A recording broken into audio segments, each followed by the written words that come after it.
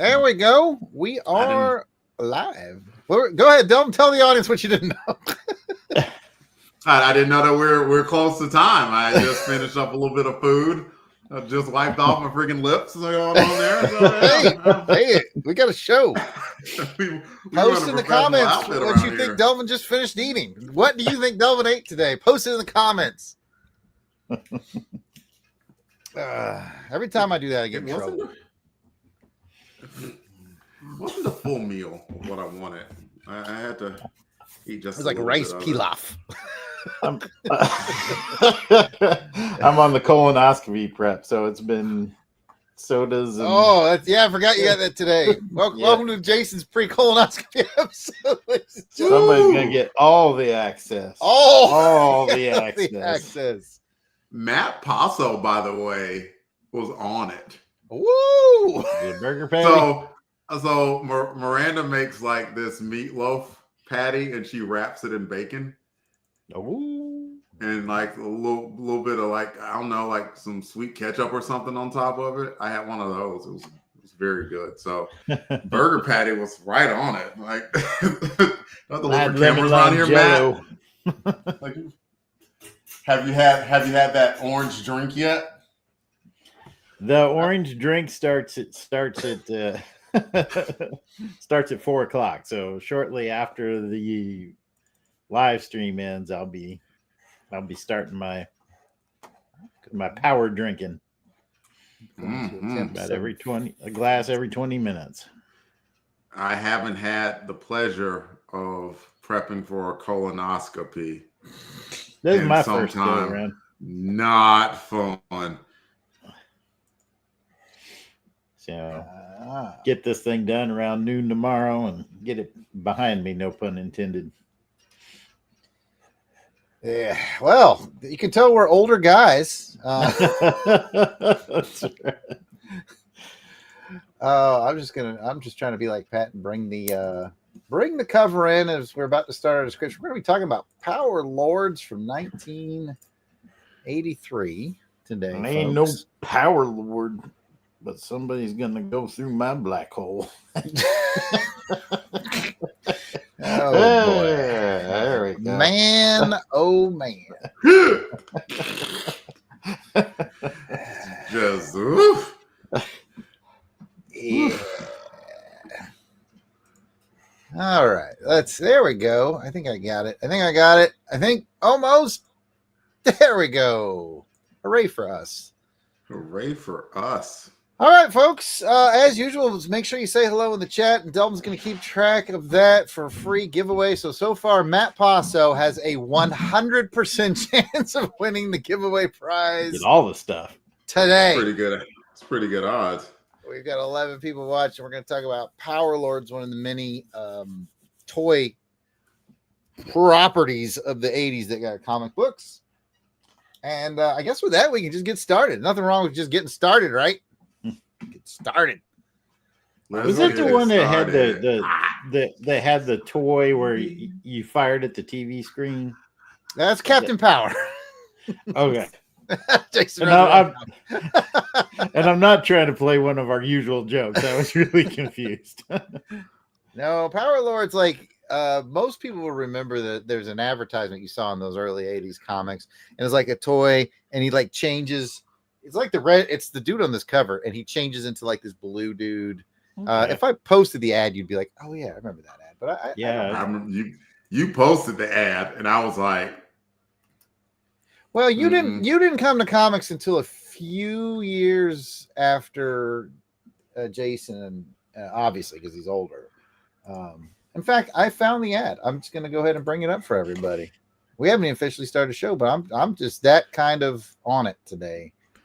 I mean, you said hello, and and there was a challenge about my food and stuff. So I think that the show is official. Yeah, I mean, it's done. It's in the bag. But there's the ad that you might remember from the 80s.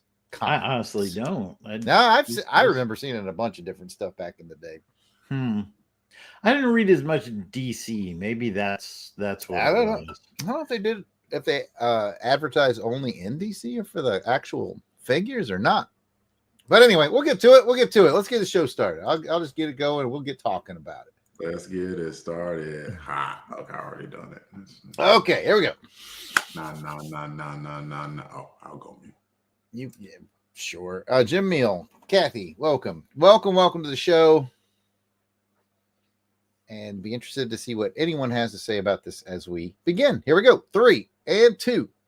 You're listening to Longbox Crusade podcast episode 51, featuring Power Lords #1, cover dated December 1983. Hello and welcome to the 51st episode of the Longbox Crusade. I am your host, Jared Albrecht. Some call me the Death Probe. Longbox Crusade is a podcast where each episode or random cover month and year is chosen and an issue is selected from one of the Longbox Crusade crew members' comic collection. That's very alliterative. Each episode we summarize, review, and reminisce, also alliterative, about the issue, ads, and events of that time period. Joining me for this episode, because Peppy Pat is gone. He's back in England by way of Canada. But joining me for this episode, and I like to stray from the What's Your Crusade 10 words or less thing when I run it. So I think the last time I did a toy property, I said, tell me your favorite 80s toy property, but it couldn't be Joe or Transformers.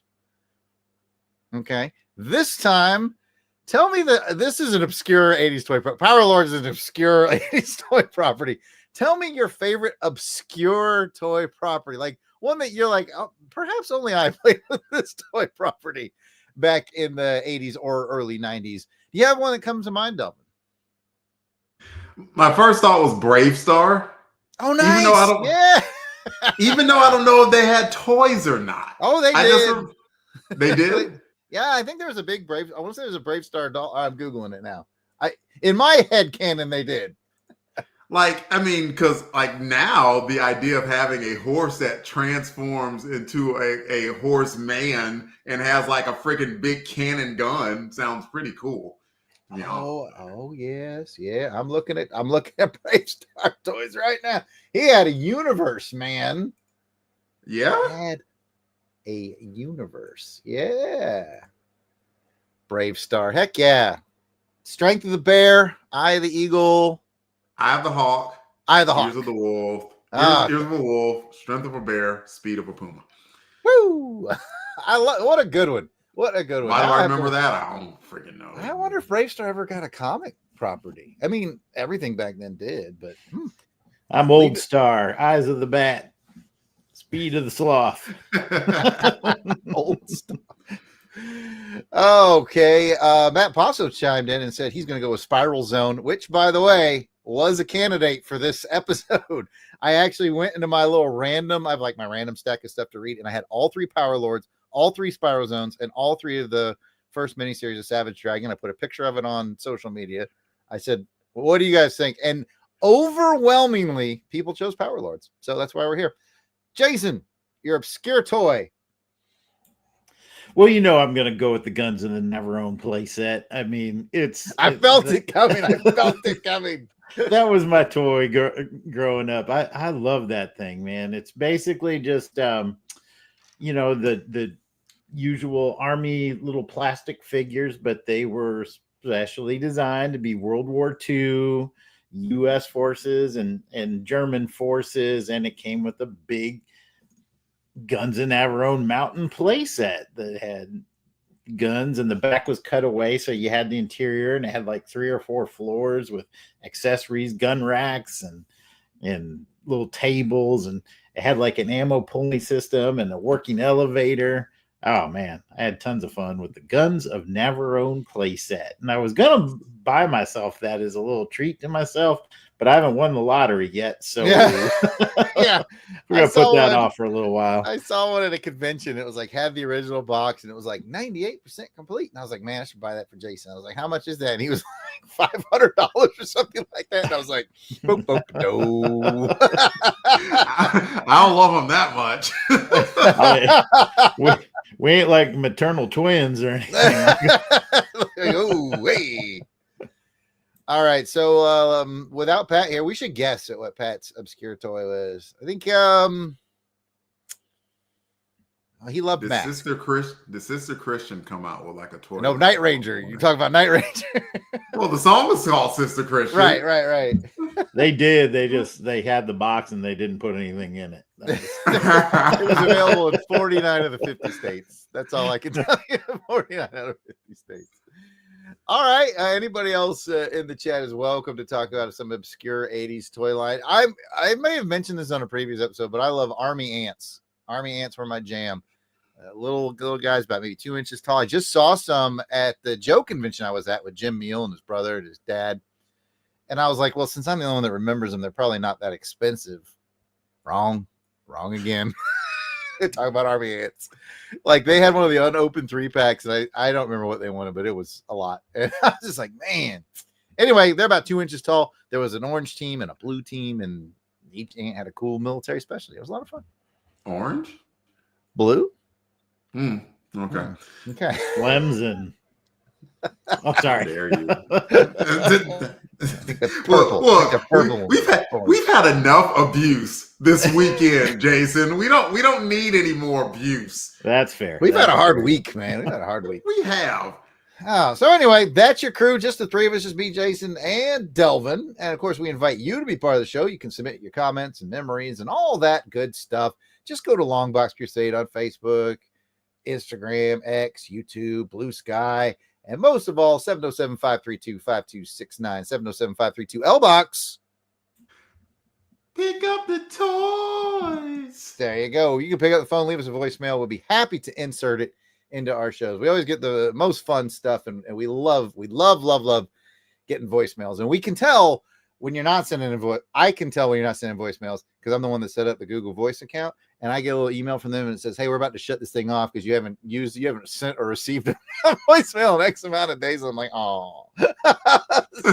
I'll call it. I'll call it again. Don't make Jared sad. Come on. Come on. So I texted Pat from the account to keep it active the other day. So someone sent us a voicemail. Even if your voicemail is nothing but, "Hey, this is so-and-so calling to keep your voicemail number active." We'll take it. We'll take it. All right. It's like the AED. Clear.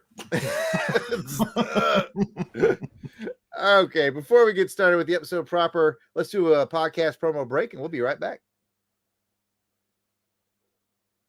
All right.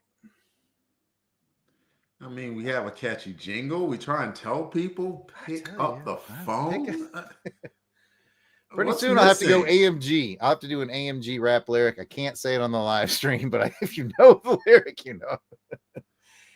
You look like you ain't been something in a while, so pick up and I'll let you finish the lyric. Anyway, let's get back from this promo break. Welcome back from the break. Today's adventure from the long box is, as promised, Power Lords #1, dated December of 1983. And Mike's Amazing World tells us that Power Lords #1 was published by DC Comics. And although its cover date was December of 83, it was on sale September 22nd, 1983. Cover price was 75 cents. It was edited by Andy Helfer, written by Max L. Fleischer. Penciler is up-and-coming star Mark Teixeira. Inker is Jeff D. It's nuts. There we go. The letterer is Ben Oda, and the colorist is Adrian Roy. And the cover credits are Mark Teixeira, and it was inked by the legendary Dick Giordano. Jared, will you describe the cover for me? I sure will, Jared. All right.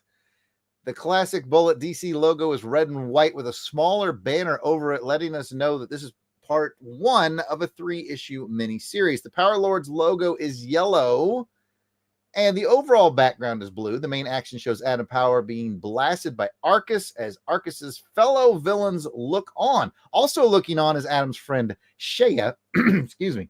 Is Adam's friend Shea as Arcus. I didn't see that one coming. As Arcus shouts, "Don't worry about Adam Power. He's finished." All right, let's talk about the cover. Jason, go. Interested in that Giffen Legion poster. That's what really draw me to it. Get the Giffen Legion poster. Yeah, Another they're advertising down in the little first. Yeah, where the UPC would be if it was a newsstand. This must be a direct. But yeah. Well, I'll say this about the cover. So Power Lords, I went into this knowing nothing about it. It grabs you. It really does. It looks like, are you sure this is 30 issues? Because it looks to me like this is going to be a one and done, because this guy's getting vaporized. It looks like he's getting cut in half by a laser blast. It's not looking good for him. Yeah, it's for the hero of his own cover on issue 1, that's not a good look, but it does grab you. The villains look menacing and interesting, and it makes you want to take a look and see what's going on inside. This is the early mid 80s, so we're in the heyday of the sci-fi stuff. Return of the Jedi's coming out. We've just had Empire Strikes Back, so the space sci-fi stuff is all the rage, and I can see why Jared picked this one up, and I probably would have too if I'd have seen it, because it's right in my wheelhouse. Excellent. Matt Passo asks, you didn't even give Griptog his due. That's misspelled, by the way, Matt. It's 2 G's on the front, 2 G's on the back. Griptog. Yeah. And only reason I did that is because I couldn't remember his name. I could only remember the main bad guy. But anyway, Delvin, let's get your thoughts on the cover. I can one up you there, Jared. I don't know anybody on this cover. Like even the Power guy. His name is Adam Power. It's not hard. I can't be bothered. It's like 9 letters, dude. 2 words. It's so much. I don't think the cover is bad. Especially that monster. The monster in the pink just looks big and menacing. Looks like he's about to whoop some butt. Like the bird creature firing. I mean, that dude looks like a pest too. And yeah, the only person that we're not really seeing much from is Mr. Power himself, because unless, the idea is like, we know that he knows how to take a whooping, sounds like some 1930s Batman going on there, but but yeah, that's about it. Not a bad cover, but like I wouldn't say it necessarily makes me enthusiastic about picking up the book, but then we'll talk about what I think about the book in a second anyways. Boo, Delvin. Anyway. You can't boo me before I say it. You can, and I will. That's pre-booing, Jared. You're not supposed to pre-boo. My thoughts on the cover are pluses for giving us like all the main characters. You kind of need to do that in a toy book that's introducing all these characters, but it feels fairly sammy. It does have that feeling of peril, like, oh my gosh, our lead guy is jacked up on it. Cover of issue 1. I don't know. I might have gone with something a bit more heroic for him with the villains in the background. So maybe something more symbolic. There's some people that love comic covers that show you what's going to happen in the story.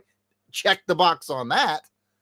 But for an issue 1, I might have gone something a bit more like, here's the toy line and the characters, like he's dead center, and then they're kind of the montage behind him, something like that. But, Anyway, with that, we're going to roll right into a synopsis discussion. All right. We have questions in the chat. Raygoth or Roy, is it? Yeah, it's Raygoth is. I couldn't remember all their names. Raygoth is back there with Grip, which I think is Delvin's favorite guy. We'll just call him. What's the Goro? Let's call him Goro because he's basically like Goro. That's right. Is the dude in the back wearing fishnets? I think she's talking about Raygoth, and on his chest, yes. And also she asks, does he have on thigh-high boots? Wait, he is wearing fishnets above the thigh-highs, isn't he? I just noticed. Don't worry, they're space fishnets. Like, different planet. It means a totally different thing. Yeah, sure. All right, back to Jason for the synopsis. He's going to read the synopsis that I wrote, so don't judge him too harshly. That's right. Here we go. The title of this one is To the Victor, the Universe. Adam is a humble, amnesia-ridden assistant at a SETI telescope facility until the beautiful and exotic Shea appears quite literally out of the sky, being chased by evil creatures. She has to fight to escape the creatures while explaining to Adam that he is actually a power lord from another planet. Adam learns about his past and the battle that has been raging across the stars. But just as he's beginning to understand its newfound powers and weapons, the trio of villains out to destroy him shows up and seemingly destroys him. That's pretty much accurate. That's pretty much exactly what happened. There you go. All right, we have people in the chat and also Delvin and I wondering what your Shea bit is. Are you riffing on the Sega soundbite? Or are you doing the yeah? I think it was more the latter. I don't know. It just popped into my head. So okay.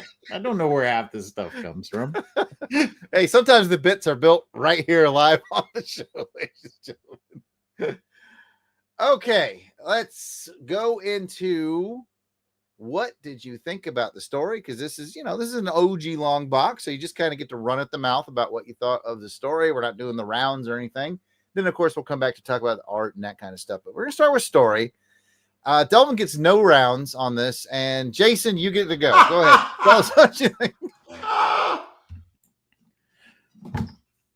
Well, I thought the story was pretty interesting. You could definitely see the influence of other sci-fi stories that have come before it. I definitely saw some Battlestar Galactica influence in there. Star Wars, of course. Superman, last kind of sole survivor, parents died, saving him, sending him to Earth. So that was kind of interesting. I think the most intriguing element to me is him remembering slowly who he actually is. Because I've always kind of been fascinated with these stories where people have great power, but they don't know about it. So it's like discovering themselves all over again, and we get some of that in here. So I actually and I actually like Shea, the character Shea, quite a bit. Thank you. she has some chops. I loved her fighter pilot skills, and so she demonstrated loyalty and a commitment to Adam Power and his family lineage. And so, I mean, there was a mix of stuff in here that I kind of like. A lot of it's borrowed, like I said, from other material, but interesting enough to get me through the story. I wholeheartedly agree, Jason. The biggest vibe I got out of this from sci-fi years gone by, I got a serious Flash Gordon vibe out of it. Because there's like all these different races of that's true, of villain guy. Yeah, it definitely had that vibe to me. I was like this, and I think that's what got me through it, because admittedly, we've talked about X-Men and stuff. I'm not a big cosmic guy. Like, I'm not a big go to space kind of guy. This one had just enough charm to keep me along, and I kept thinking to myself, I think it's because it has that dash of Flash Gordon in it that I'm feeling, and it even ends on a cliffhanger. So I was definitely feeling Flash Gordon, and those are all the opinions that matter. And now the art of the book. No, we got to be fair. Equal time. Go ahead, Delvin. Lord knows I have been less than excited about certain X-Men books, so you can vent your less than excitement here all you want. So I don't know whether or not it's because like we've been friends for so long. I don't know whether it's because we've podcasted together for so long, but it's so funny that you mentioned the X-Men, because like that is exactly where I went with I felt like you and the Mcron Crystal saga and everything. You just didn't care. Like, I just didn't care. I like, it's like, and I have memory, but I can't remember. And I just wound up at this job at like the Hubble Space Telescope, and you have a storyline from past, and I was just like, I don't care. I don't know what it was. You would think that I was like in some bad mood or something. I wasn't. Like, I read it this morning. There was nothing particularly bad about my morning or anything. I don't know. I just read it and it didn't capture me. in matter of fact, like to compare it to a toy property, which I podcast about and clearly love, Transformers. When I had not read Transformers 1 when John and Pat and I did Transformers Chronicle #1. I had never read Transformers 1 before. And if you ever go and read it, it is It's a lot. Like, oh my God. I remember your summary on episode 1, and I was like, because I had like stopped to get breakfast, and then like you're summarizing, and I was like finishing breakfast, and you were summarizing. I was driving home. I remember it too, because I was at like, Soap Lake. I was actually at Soap Lake, kind of on a little vacation. I was listening to it, and it just went on. Yeah, I had. And I was like, in one issue. I brought it in. I was listening to it when I was in the shower. It was so much. Like, it was one of those where it's just like, oh my God, I'm glad we made it to Chronicles 2. I felt the same way about Power Lords, and the difference is I had no connection to Power Lords, and it was just like, oh.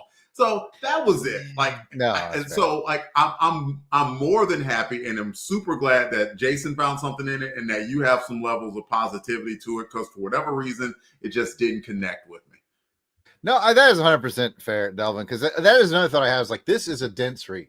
And yes, I see you reading Scott's comment. You can put it up if you want to.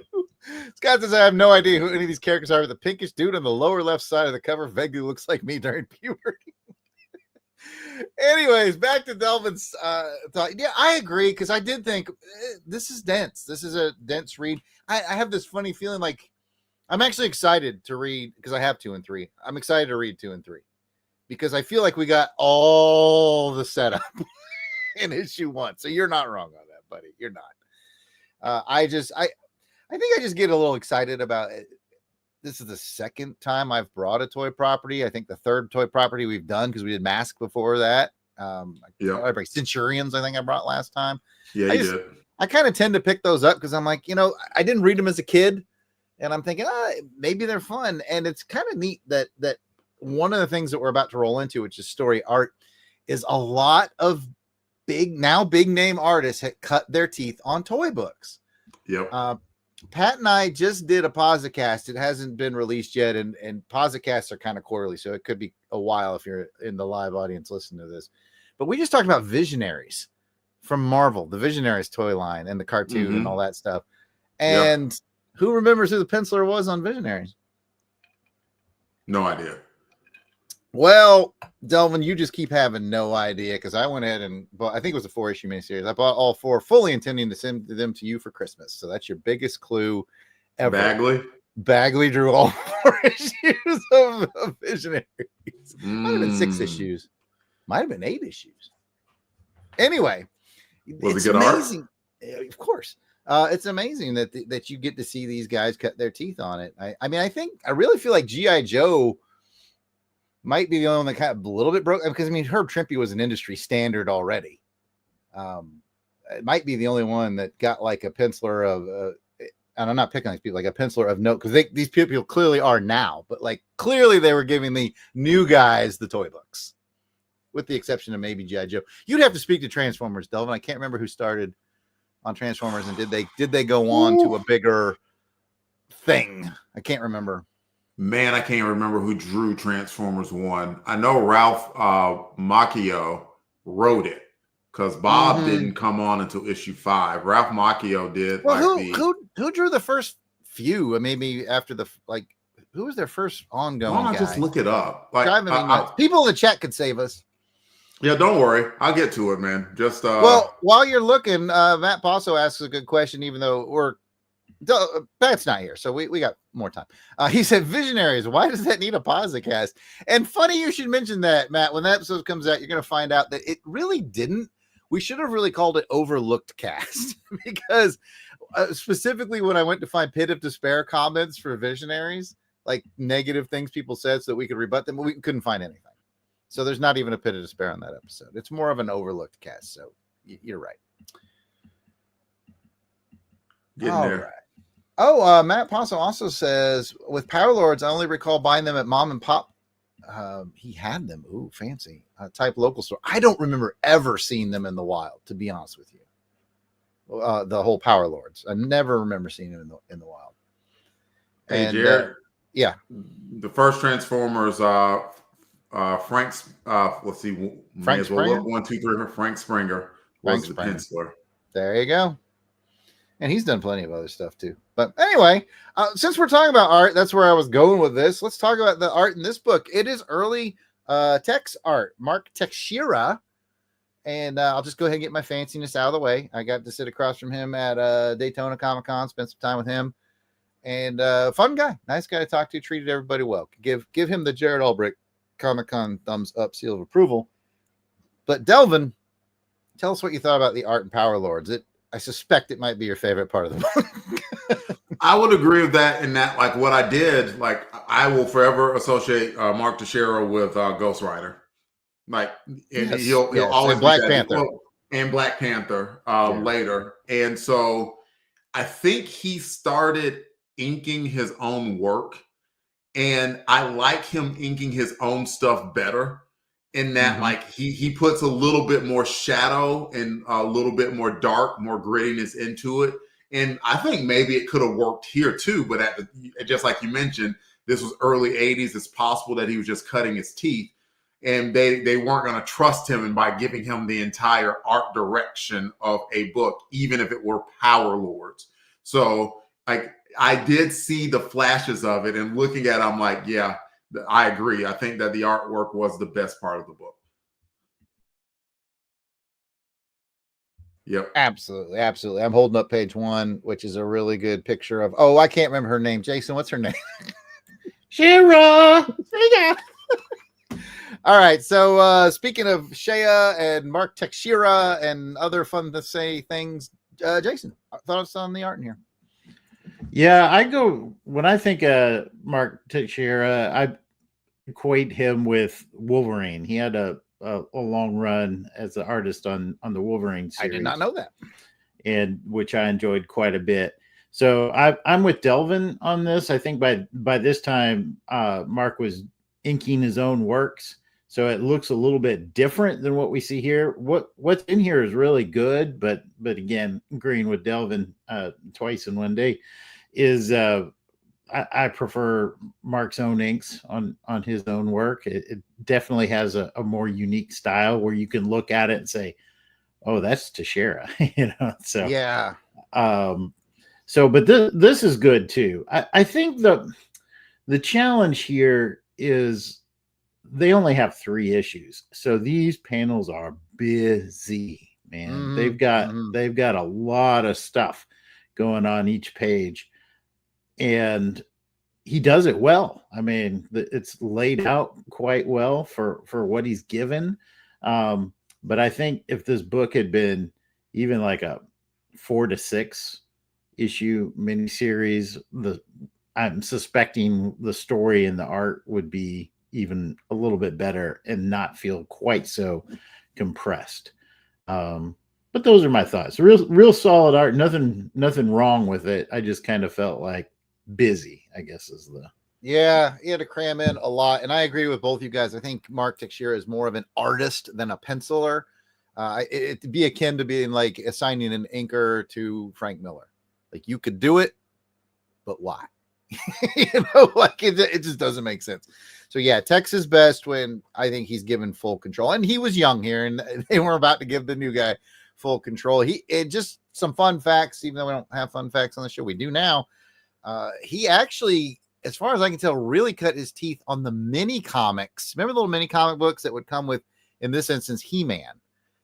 He was drawing the He-Man mini comics. In fact, Dark Horse did a really cool hardbound where they kind of blew him up a little bigger, and completely hardbound collection of all the He-Man mini comics. He drew a bunch of them, and I had him sign that for me at the convention. And so, like, he really came in through Toy Properties, and apparently so did Bagley and other guys that I can't think of off the top of my head. But an interesting time in comics is early 80s. I mean, let's admit, G.I. Joe did this. G.I. Joe boomed in 82. And this book here is 83. This is like every toy line. They start throwing, come on, Power Lords, come on, Centurions, come on, Visionaries, come on, Crystar. Even Strawberry Shortcake. Yeah. Just to see if it would stick. Yeah. Oh, yeah. And they were just like Spiral Zone, which Matt mentioned, which I do have all the issues of. So probably in my next turn is going to be Spiral Zone when it comes to this show, Matt. They're all just seeing what sticks and getting these young up and comers. So it's kind of neat, kind of a neat time. So I really enjoyed the art. I like modern text art better, but it is fun to see the roots and where it comes from. So I think that's why I enjoyed it. And it looks good. It looks real good. And I didn't know where to fit this, but I want to mention this now. I guess it's just sort of a compliment to the Power Lords toy line overall. I really like the fact that they thought it through and made three villainous races that had to come together to defeat the Power Lords, because you get a lot of toy variety there. I mean, as a Joe guy, all your Cobras are kind of the same until they got really outlandish, and we're talking Globulus and Nemesis Enforcer, that kind of thing got very weird. But like when it was strictly more militaristic, really, who was the weirdest guy? It was like maybe Destro, or something like that. But here you get a wide Zartan, probably. Yes, but still, these guys they're not just humanoid. You got an insect looking guy and you got a Goro looking guy. Like it's visually really cool to get a variety like that. So I just want to throw that in. That's not really text. That was the toy line that did that. But I thought that sort of was a definite plus for the Power Lords series. What a unique cast of characters. All right. Well, speaking of the art, let's go back into the book and we can pick our favorite page of art. Jason looks confident. Jason, what do you got? Well, according to this thing, I'm on page 15 of the digital, and that's where you have it's three panels. The first panel, which I think would have been kind of a cool cover, is the three main villains with the Armada in the background, and then you've got Adam Power in his blue form. That's the one. You got it. You nailed it. Yep. I think that is really cool and might have been a good cover. Then second panel, you've got the big explosive battle scene. And then the third panel, you've got the inner chamber with his parents and Shea and a couple others. So I think that's the one that I like best is page 15. Shea! I was like, mm-hmm. That is a pretty cool page. Delve. I did like the last page. It just I don't know the main bad guy, Scott O'Neill, as a teenager, but he looked menacing, and then I like how he sort of swooped down, and there's an attack, and then it just had that ha ha ha ha ha ha line it came across. We looked very powerful, very sinister at the end of it. So that was a very good cliffhanger. Interesting side note, by the way, is they could have actually put an additional page of art or story, and if they wanted to, there's a page in here. It's literally labeled the DC Production Department's Fabulous Feature Filler, and it really is just a filler article about like the physical production of how they make them and who's in charge of what when it comes to that. They literally called it filler. Anyway, sometimes you gotta read the filler, as you do, and I did actually. I read the article. Shout out to Heinz K, who's joined us in the chat. Thanks for stopping by, Heinz. You would have thought I would have considered what my favorite page of art was. This is my section. They're all so busy. That is the hardest part. Is they're all so busy. So I'm going to pick one of the least busy pages. It doesn't even feature Adam Power, but I like that opening page with Shea in the spacecraft. It's good. Yeah. I just like it. I don't know why. Like, it's just, you have to be a Shea fan. Shea. But it felt last Starfighter, Jared. It does have a Last Starfighter vibe to it because it's the 80s and they're in space. What else are you going to do? Shea kind of reminded me of the Battle of the Planets, just her design with the kind of winged cape type of thing. So, and I like Battle of the Planets. That's good, Kev.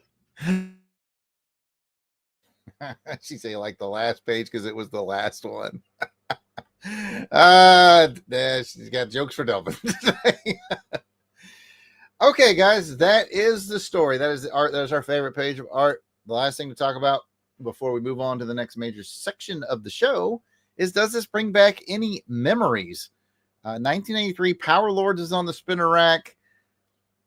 I'd be surprised if any of us remember this on the rack or remember the toy line. But hey, let me not plant memories in your head. If you got nothing, you can tell me, what are you pulling off the rack in 1983? And we'll go with Delvin. Man, I wasn't pulling anything off the rack in 83. I was 6. So I hadn't even started collecting comic books yet. I was about 3 years away from that. So I wouldn't have even have known Power Wars. And man, for the life of me, as much as I would have thought that I would have remembered all of the toy properties, I don't even remember that house ad. Of course, I wasn't collecting comic books at the time, so that makes sense. I wouldn't have known what the house ad was, but I don't ever remember even seeing that ad. So, it's crazy. Only thing I can remember right now from being 6 years old was first grade, and my first grade teacher, her name was Miss Fleming. I remember that. So it's a good name for a guy who podcasts about James Bond. True. Even though, like, I don't know, maybe that would be funny. That would be hilarious if I went back and it turned out that she were like British, and she because I don't even remember her first name. I just remember Fleming. So go figure. Well, there you go. Delvin was in first grade. He had not yet started collecting comics. I mean, they were available. He was just shirking his responsibilities. Terrible. Ne'er do well, 6 years old. From this, we can discern that your older brother was not a comic book reader, because I was reading comics in 83, but it's a lot to do with what your older brother's got and bringing home, So yeah, Tonk was not. He was not reading comic books. But as he told me much later on, like when I started collecting comic books, he waited till I was gone. He would read mine. Because some years ago, he hits me up like talking about like, something MCU and some characters. And I'm like, I'm surprised that you know these characters so well. I was like, yeah, I went back and I was reading all your comic books when you were gone. Nerd. So, right, nerd. So go figure. Well, speaking of older brothers that were nerds, Jason was unabashedly bringing home comics, and that's mainly how I was reading them. So, Jason, do you have any memory around Power Lords, or are you going to have to pick something from the spinner rack in 83? No, I don't really have any memory of Power Lords. I will say that 83, I mean, I alluded to it earlier, Jedi. I was anxiously awaiting Jedi, because I needed to know what happened to Han Solo at the end of Empire Strikes Back. And I was collecting Star Wars comics off the rack, and I was collecting Indiana Jones comics off the rack because the further adventures of Indiana Jones was going on at this time. And then, of course, the other one I collected was G.I. Joe. I've kind of made light of this, but it is also true. I was really relying on my mom's goodwill when we went to the grocery store to get some comic books, and she absolutely refused to buy anything DC because she thought it stood for dollar comics, and I couldn't dissuade her. I was like, it says like 75 cents right here, but she's like, no, DC stands for $1. They're going to charge me $1 when I get up there. I'm not paying $1. Eventually, she was right. Yeah, she was. And now it's just like a fond memory. Yeah, now she would. Now we go diving in the dollar bins to get these comics. But in all seriousness, so I didn't really gravitate to any of the DC ones. So if it was on the rack, it probably just slid right by me. Yeah, Indiana Jones, Star Wars, and G.I. Joe were my big three at this time. And I only remember, I'll just add to that, like Spider-Man. I remember reading Spidey comics around this time. You must have brought a couple of those home or something, because I remember us having some Spidey. We did, yeah. Yeah. And so for me, it really is less about the comics. It's just whatever Jason was bringing home. Less about the comics, more about the toys. And yeah, this is 83. So when I'm at the toy store, I have one toy and one toy only on my mind, and that's G.I. Joe. With a passing interest, like I would pick up a Transformers and go, oh, that looks cool. And then I'd see the price tag and just kind of put it back. Gotta sell the kidney. Put this back. But yeah, I was really only looking at Joe. And like I said, with a passing interest in in Transformers. Really, I couldn't tell you. I think He-Man 83. I want to say they hit more in 84. I want to say that was their big year, but I can't say for sure. But outside of those that I just mentioned, I wouldn't look at a ton of other toy lines. That's other toy lines of stuff that, a relative would get you for a birthday or a Christmas. And you go, oh, that's neat, because like growing up, I think I ended up with like 2 He-Mans, 1 Transformer, which I just found this last weekend at the flea market, fellas. I've replaced the 1 Transformer in my life. So I'm very excited about it. Got Astroglide. Got good old Astroglide. Astro Train. It's not a lot better. It's really not. Well, Astroglide's a whole different kind of toy. You know what? Well, have fun editing that, Pat. And that brings us to the end of this portion of the show. If you got a comment or question, you know what to do. You can email us at contact@longboxcrusade.com, or we're on all the socials. So just drop us a comment and we'd appreciate it. And with that, we'll be right back. All right, you guys are feverishly clicking through the ads now, picking out which one you're gonna do. Oh crap! Where are they? They're in the shared, right? They're in the script, and they're in the script. Right. I mean, this is 80, so I can take probably a half dozen of these and be totally happy. I was going to say, I could have guessed half of these ads. I would have been like, I don't know, Kool-Aid Man, Masters of the Universe Battle Kids, the Saturday morning cartoon lineup ads. They're going to be in there. So yeah, we'll. Hopefully there aren't any models or anything. I mean, because I've already done them all. There's 2 model ads in there. I did them so much. Oh my goodness! All right, I'll bring us back. Welcome back from the break, and we are going to continue with the show. Now it's time to scan. I turned British for a second. Now it's time to scan. Damn.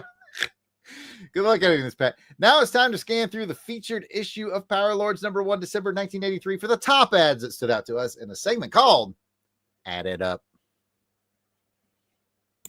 The advertisements. That's correct. Okay. Now we're going to talk about the ads that leapt out to us in this issue. We will start with Jason. I'm looking at it here. I'm going to go with the Saturday morning lineup. I see Mr. T right there, and yes, it's tiny, so I'm gonna try to blow it up a little bit here. Blow it up. So I'm screwed up. No, there we go. How do I? No, he's just dragging things all around now, folks. He's just destroying the script. Just destroying the script. I'm trying to see what else was on Saturday morning other than Mr. The Smurfs, the Incredible Hulk, Spider-Man and His Amazing Friends. Okay. So Jared. It's Saturday morning. You know the rules. You can only pick 2. Which 2 are you watching? Off of this ad, we are definitely watching Spider-Man and His Amazing Friends and the Incredible Hulk. Correct answer. That's easy. All right. This comic also features the Saturday morning cartoon. I think you're looking at NBC. Yeah, I think it says NBC Saturday. Jason broke the script, so it's hard to tell. I'm sorry. And then the other one in there is either ABC or CBS. If I had to guess, I got the comic right in front of me. I'm looking at these. I got the comic right here. I don't know what I'm doing. It's ABC. And I'll be honest with you. Let's let Delvin pick his ad, just in case he's picking ABC's lineup. Go ahead, Delvin. What's your ad? The one that made me laugh when I looked at it was the Kool-Aid ad. Like for the Kool-Aid Man video game. Like, that game had to be a bag of pickles. Let's just say that a bag of freaking salted pickles. It had to be terrible. And they're sitting there advertising that game with graphics on this freaking house ad that had to be better than the game's like artwork and stuff. Oh my goodness. Oh, yeah. Naughty Kool-Aid. That's all I'm saying. Like, for as many times as I've seen this ad, and for as much as I was alive in 1983, and for as much as I liked video games, I don't know that I've ever played this game. I'm curious of what it costs. Like, what's the eBay range for Kool-Aid? Is it an Atari game? Yeah, I think it's on 2600. I think I put on a couple systems. That's a good question, Jason. And luckily, I have the answer at my fingertips. A Kool-Aid Man video game. Let's just take a look at its current value. Well, it's a guy who's got one who's complete in box and graded, and he's asking $650 for it. But let's back that up to just someone buying a cartridge. It looks to me like we're talking a nice complete copy with box instructions, like nice. We're talking $60. But if you just want a cart to pop in, $15-$20. I'm just amazed I've never played it. Like I played a lot of games in the Atari age, and I've never played that game. So Scott O'Neill, who always has great stuff to add. Not that everyone else doesn't, but Scott has some good stuff. Says some licensed games are actually pretty dope. Did you ever play the 7-Up Cool Spot game for Genesis? It was way more fun than it had any business being. Yes, it was. It was good. It was good. I think I might still have that, actually. The Spot game was excellent.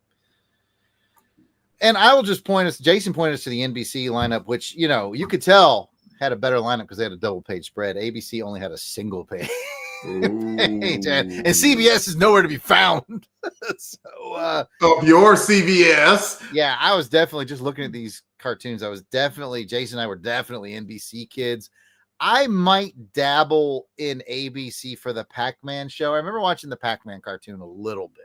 You're watching that by yourself. I ain't watching the Pac-Man maybe because everything else was like, I like it, but I'm not super drawn to it. It's like Best of Scooby-Doo, which I think was just 69, 70s Scooby-Doo reruns. Which are great. Oh, yeah, there's nothing wrong with it. Again, Little Rascals, Richie Rich Show, Munchie Cheese, Rubik the Amazing Cube, and the Littles. And nothing wrong with any of those. It's just Spider-Man and His Amazing Friends, man. The Incredible Hulk and Mr. T. By the Hulk? Yeah. Come on. What are we talking about here? I mean, there's a reason that they redid. Like, I think there's a version of Spider-Man and His Amazing Friends cartoon out today. Like now, yeah. So right. There's no Rubik's Cube remake in the works. Kathy says no Scrappy, which is funny because it was the last cartoon in the ABC lineup is the new Scooby and Scrappy Doo. I agree.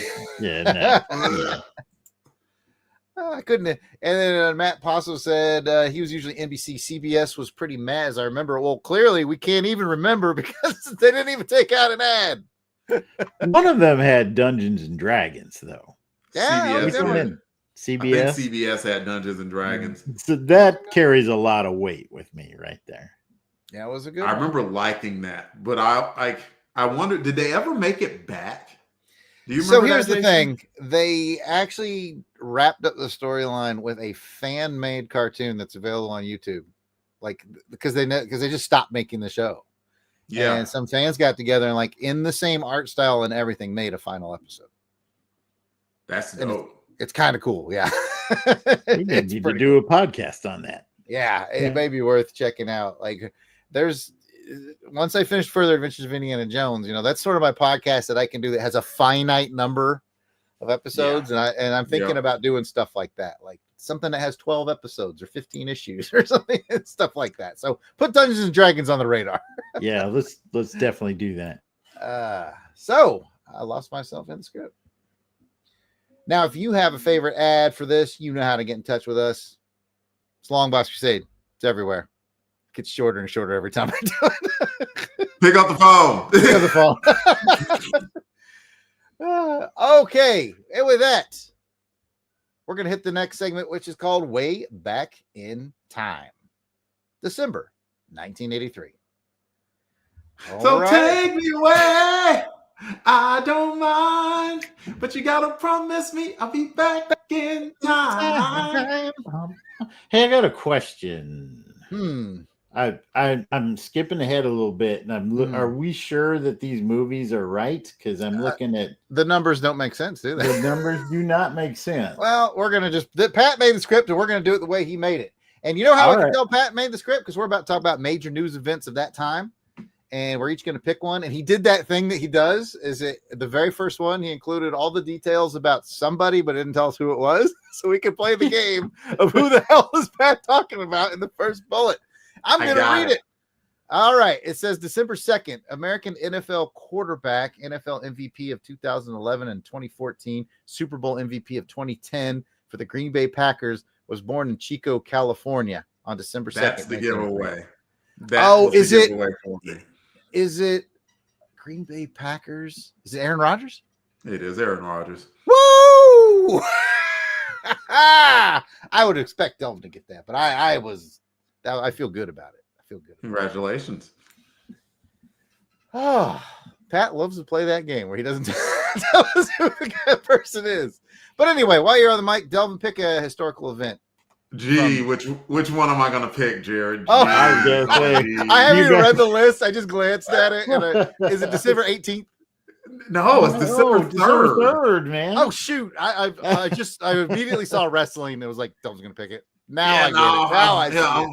Now I'm good on Hulk Hogan, but December 3rd was the 48th Iron Bowl, where Auburn beat Alabama 23-20 in Birmingham. It's a good day right there. Yeah, it was. It just had to be a great day because Alabama, cheaters that they are, has to say that Birmingham was a neutral site, even though it wasn't. And we had to be subjugated to that bull crap for way too long. But at least we got a win in that one. There's anything else that you take from this Power Lords section or episode of Longbox Crusade is that Alabama's a bunch of freaking cheaters. Yeah. Yeah. And that's the show. Oh, my goodness. All right. Then we will go to Jason. Jason's on mute. Okay, so we've got another mystery here. On December 20th, American actor, I know who who played in Superbad, Moneyball, and The Wolf of Wall Street, was born in Los Angeles, California. That's Jonah Hill. It is. There you go. I had to look it up, but so as Power Lords is hitting the shelves, Jonah Hill is hitting the planet Earth. That's right. And why not? Let's go with December 13th. The highest scoring NBA game ever.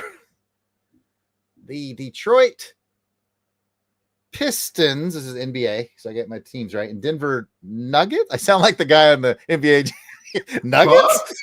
Bucks? So I think it's Pistons and Nuggets played into a triple overtime. Final score 186 to 184. It's like one of those video game scores back in the day. At what point do you just go, I don't care. I don't care who wins. They were just exhausted. Oh my God. They're just like throwing the ball, full court throws. First person to make a full court throw wins. Oh my goodness. That's crazy. That is like to 184.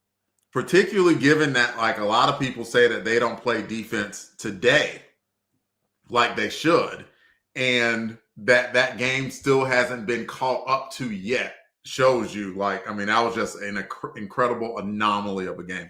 Wow. I wouldn't have believed it. Well, Pat wrote in, it could be lies. It could be lies. All right. The math doesn't work out, so don't double check us on this at all, but we're going to do the top 3 movies of December 1983. Kick us off, Jason. The number 3 film was Silkwood, and it was a drama that raked in about $35 million. Silkwood. I've heard of it, but I haven't seen it. Yeah, me too. Yeah, me neither. The number 2 movie, it's supposedly, you know what? I bet Scarface, dang it, the number 1 movie, which I just ruined, probably made $145 million. I figured it's either that or it made $45 million in December, and it had made, like, maybe it came out a month before, and I don't know. Who knows? Yeah. Well, we can. Pat could always edit that, by the way. You just go ahead and tell us what the number 2 and number 1 movie were. Well, the number 2 movie was an action movie called Sudden Impact. Made $67 million. What's Sudden Impact, Jared? Oh, it's a Dirty Harry movie. It's Clint Eastwood. Dirty Harry movie. Oh, fantastic. Okay. Got it. That's the Make My Day movie, isn't it? It is, yeah. That's the one where he literally said that. Yeah. Mm-hmm. Nice. You can keep rolling. Yeah, go ahead. And the number 1 movie, a drama. The note says 45 million, but we're thinking it might be 145 million. In any event, starring Al Pacino. It is Scarface. Say hello to my love friend.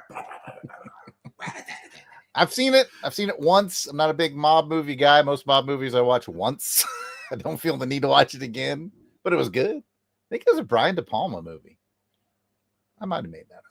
Anyway, let's get into the top 3 songs according to Billboard, December of 1983. And I'm certain Jason's just so excited because he's going to know each and every one of these. Well, so am I.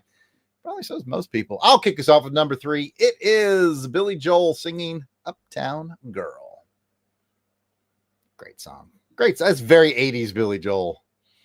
And it'll always make me think of that movie Step Brothers where there was a tribute band and they said, we only play 80s Joel. And I think they started with the song. And dude, the audience was like, play Piano Man. He's like, we only do 80s Joel. He got mad about it. I think that was Horatio Sands who played the lead. Anyways, I'm far afield. Jason, take us to number 2. Number 2 was Say, Say, Say, a duet by 2 legends, Paul McCartney and Michael Jackson. You know, those guys might make some money someday if they really keep at it. They might, yep. A little bit. Go ahead, Delvin. The number 1 movie, the number 1 song, according to Billboard at the time, was All Night Long by Lionel Richie. All night, all night long, all night, all night, all night long. Which they revealed recently was absolute gibberish, by the way. Absolute gibberish. I've heard so many things. Like someone will come around and say, "Is this like particular like line?" Or some say that it's like Swahili. I don't know. I swear I watched something from Lionel himself who was like, "Yeah, this is something we made up." Who knows? Pet theories are all available. Okay, guys, that brings us to the end of this part of the show. Now we're gonna get into feedback, and we call that Crusader comments. And of course, we're going to kick off these comments with special shout outs to our Crusaders Club members. These are the fine folks who have joined our crusade and be on the listen for 2 new names, by the way, since our last live stream. That's right. These folks enjoy priority seating as podcast guests. They get early access to special Longbox episodes. I believe I Heard It was released yesterday or the day before. Delvin's regaling you with his thoughts on musical selections from the Crusaders Club themselves. One of the main things you get in on. You also get to vote to determine show content. You get backstage access to certain live recordings. Sometimes we have super secret ones just for you.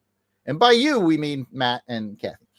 And these are the folks who are reaping the benefits and giving some much appreciated support to the show. Clockwise, Jason. Alan W. Wright. And Helica Wolf. Auburn Elvis. Bill Beer. Billy D. Bradley Dello. Braxton Underwood. Carrie. Clinton Robeson. Captain Entropy. Clark Westfield. Dave Collins, you know him as the Battle Wagon. Eric Hodges. Eric Porter. Ezra Gallo. Gary V. Gene Hendricks. George Meal. Gerald Green. Heinz K. joining us in the chat today. Oh, yes. And joining us for the first time is James Hibden. Thanks, James. Oh, looks like we got another new one here with Django Unfettered. Jason Keane. Jason Lady. Jeff Polier. Sorry, got distracted. Jeremy L. Jim, jumping. I hope you like to jumping too. Jim Meal. Joe Man Conan. Joe Thomas. John Watson. Josh Strickland. Candace Ward. Captivating Kathy Bright joining us in the chat and the MVP. Matt and Lissy Paso. I know Matt is joining us in the chat as well. He may be the only person who knew about Power Lords besides Jared. It's true. Every time we bring up a toy, he's like, "Oh, I remember buying that off the." He sold drugs in the 80s. That's what Cocaine. Scarface. Mark Ross. Maxwell Traver. Michael Minton. Miranda W. P.D. Devins. Paul Hicks.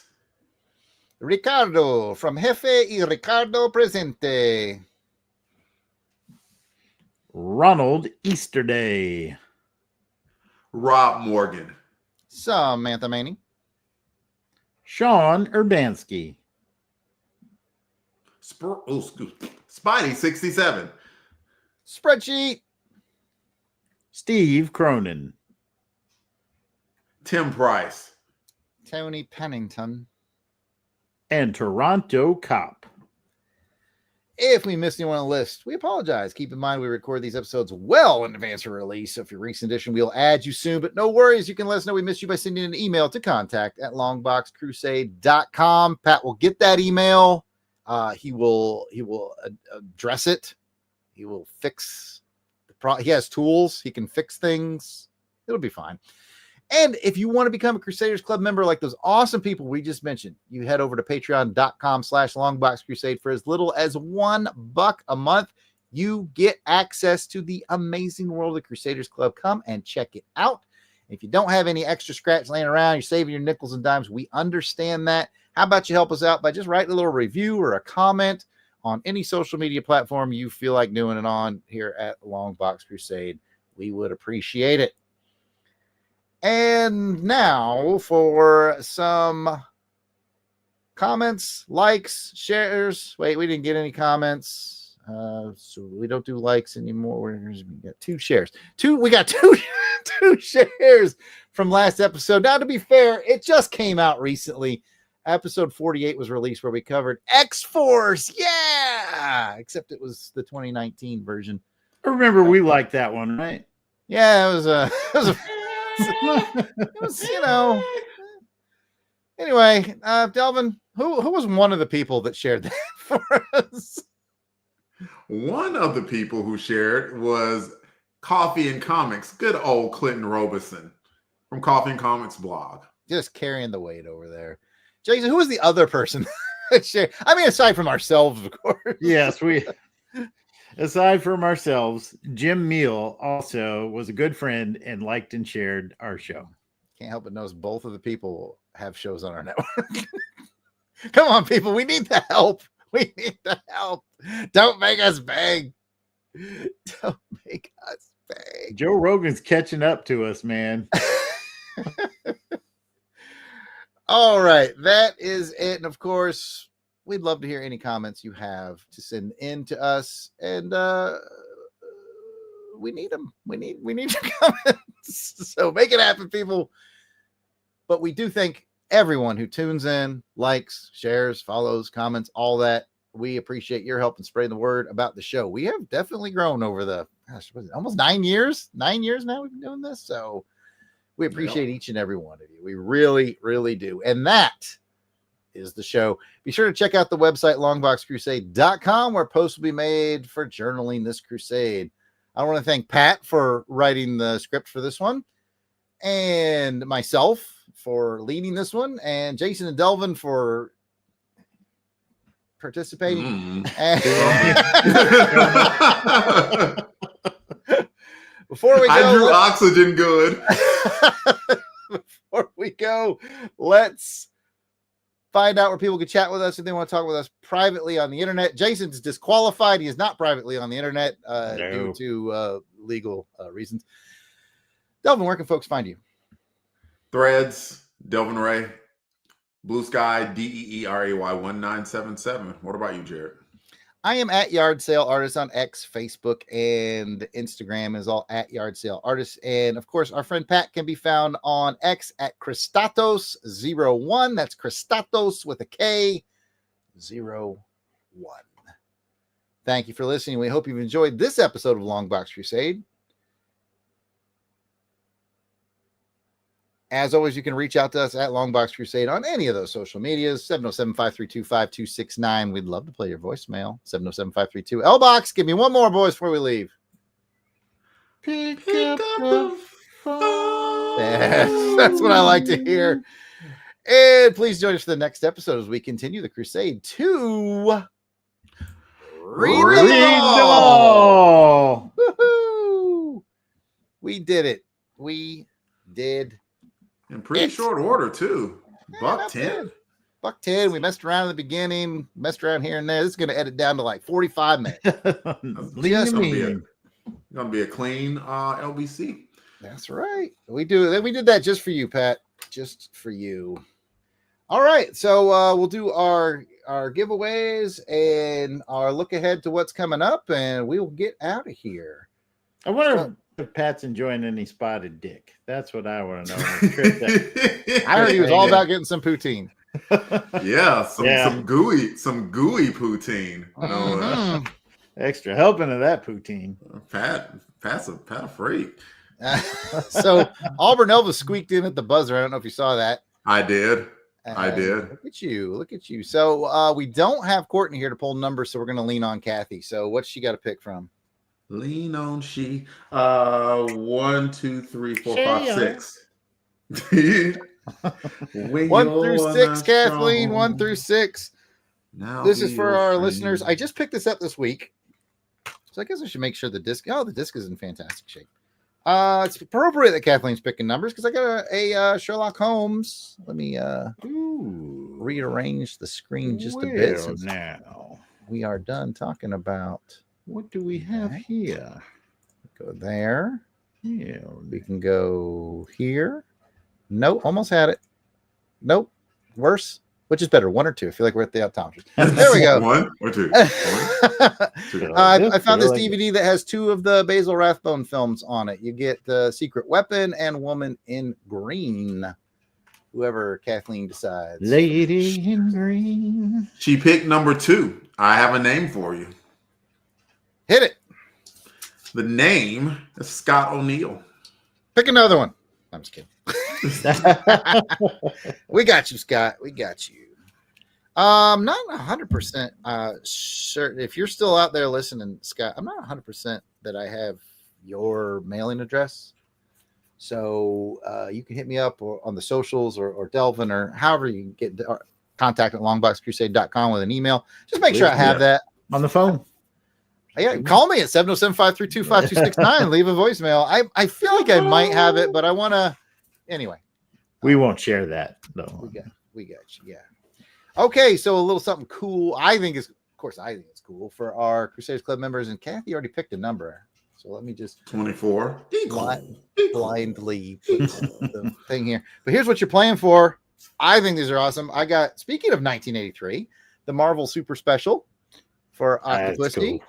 Yes. Get the comic book magazine size Octopussy James Bond, and I felt like if we're gonna do something nice for a club member, let's go all out. You also get the License to Kill magazine size. So if you like Bond, like I love Bond, you're very excited to receive these. Otherwise, it's Jared's going straight for the heart, baby. You got that right. All right, she's picked 20. Make sure I'm on the right screen of paid. Yep, I am. Okay, so any other podcast tries to get their hands on you. Blink gonna die. Longbox gonna be there too. I can't count fast enough to get this over. All right. Till they're dying. You're ready. We can stop. Congratulations to our guy. He's been featured, I think, on Action Film Face Off. Spidey 67. Hey, Hey, That's cool. congratulations, Spidey 67. Spidey 67 won the James Bond comics, and Scott O'Neill won the Sherlock Holmes movies on DVD. Scott said he moved, so just make sure you get me that physical mailing address for you, Scott, so I can get you your Holmes DVDs. Unless you're not too enthused about them and you're not excited, then you could just say, give them away to somebody else, and that's fine. That's got the F out of Arkansas, he says. Tarcock in the Midnight's Fires. I love it. Okay, I promise you guys a little what's coming up, and that is Delvin and I are live again on Tuesday with New Warriors 49. Yeah, coming in. Going to be closing up We're close to closing up the Time and Time Again storyline. We got, and that's the end of what's the lead writer? Come on, Jared. It's not the end of Fabian yet. Oh, I thought he finished at 50. Nope. He finishes at 54. It's Derek Robertson's last issue, though. The penciler. Okay. All right. So that New Warriors is at 7 p.m. Central, 8 p.m. Eastern. Do the math for the other time zones. That's us on Tuesday. Wednesday night, we will be recording the 4th day of Crusademas 2025. So that will be a private and secret. Well, so secret that even the backstage people won't get to know about it. But I think we might be able to bring in the backstage access folks next week on Wednesday night, where we're going to be doing a Chronicles. It's been a while. We took a pause on Chronicles because we were kind of backed up on those. And then Thursday night, Jason and I will be recording with Siskoid straight out of Canada. Ooh. And because it is March and it's Action Film Face-Off's martial arts episode. And man, we've got some good ones for you to cover. You know what? Since you're here live talking with us, I'll spill the beans. We are covering the Flying Guillotine, which I want to say is 1973 off the top of my head. Plus or minus a couple of years. That's off the top of my head. But Flying Guillotine from your neck, baby. You got dang right. I'm gonna need to pirate that from you, Jared. I'll get you hooked up. And then the other one is The Killer. But The Killer from 2022. There's like 1,000 movies called The Killer. Not the John Woo Killer. Not the John Woo. This one I think is from Korea. 2022. It's available on YouTube for free with ads. That's how I watch it. And it was fantastic. So I recommend them both. But that's what we've got coming up this week. I think it's time to act froze. Thanks everybody for being here. We appreciate your support. I see hearts and thumbs ups from our video. So if you didn't do that yet, please do, and subscribe and put 2 thumbs up like Delvin. There you go. Oh, I like it. I'm jealous. And that is that. I'm gonna act froze.